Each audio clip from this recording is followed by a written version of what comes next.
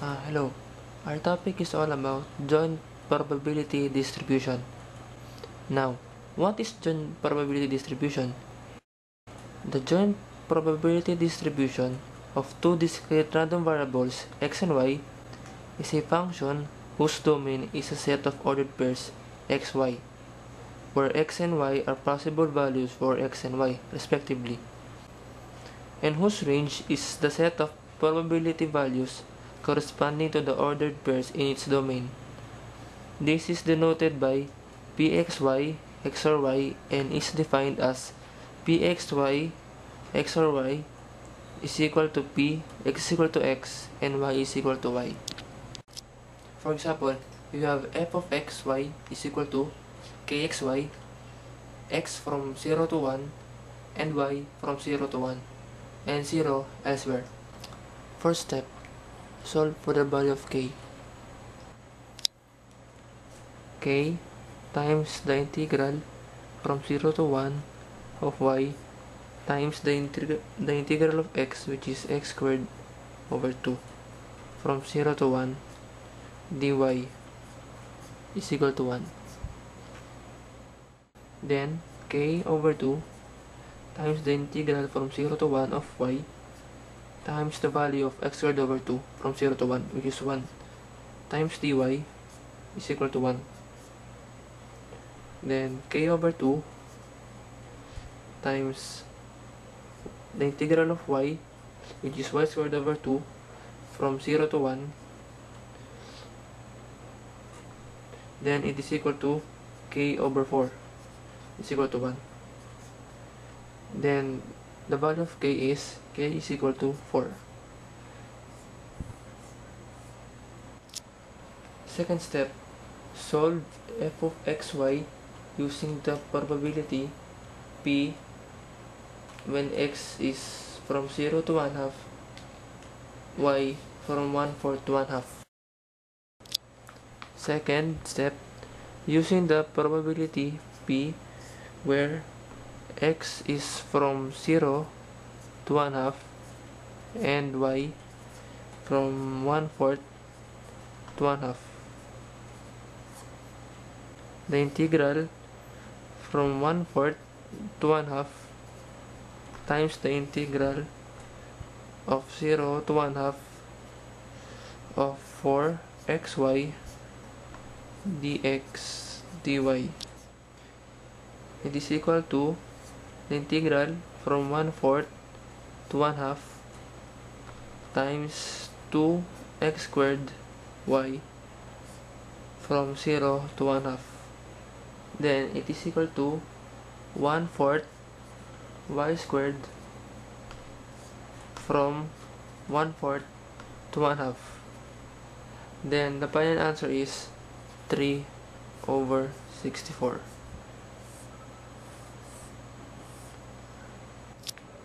Third step, get the marginal distribution. Third step, marginal distribution. Now we have two equations. Number 1, g of x is equal to the integral of all y f of xy dy. And for the second equation, h of y is equal to the integral of all x f of xy dx. First, we solve for g of x. G of x is equal to the integral from 0 to 1 of 4xy dy, wherein the value is 4x times y squared over 2 from 0 to 1.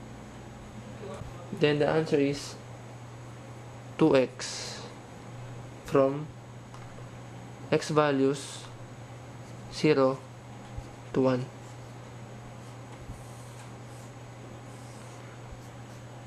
For the second one, h of y.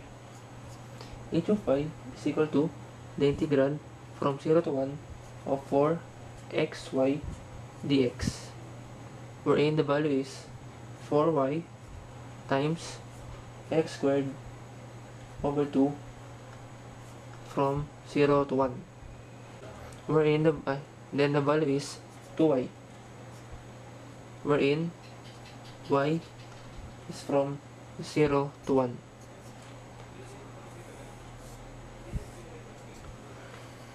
Fourth step, get the conditional probability. Fourth step, we have conditional probability, wherein we have two equations. First is P of y given x is equal to probability of x intersection y over probability of x, wherein it is equal to f of xy over g of x. Then the second equation, P of x given y is equal to the probability of x intersection y over the probability of y, and it is equal to f of xy over h of y. Probability of y given x is also equal to f of xy over g of x. It is equal to 4xy over the g of x in marginal distribution, which is 2x. Then the value is 2y. And on the fifth step, get the statistical independence. If the left side of the equation is equal to the right side of the equation, then it is statistically independent. But if the left side of the equation is not equal to the right side of the equation, then it is statistically dependent. Value of f of xy, which is 4xy, is equal to the g of x, which is 2x, and h of y, which is 2y. 4xy is equal to 4xy. So the left side of the equation is equal to the right side of the equation. Then we can conclude that it is statistically independent.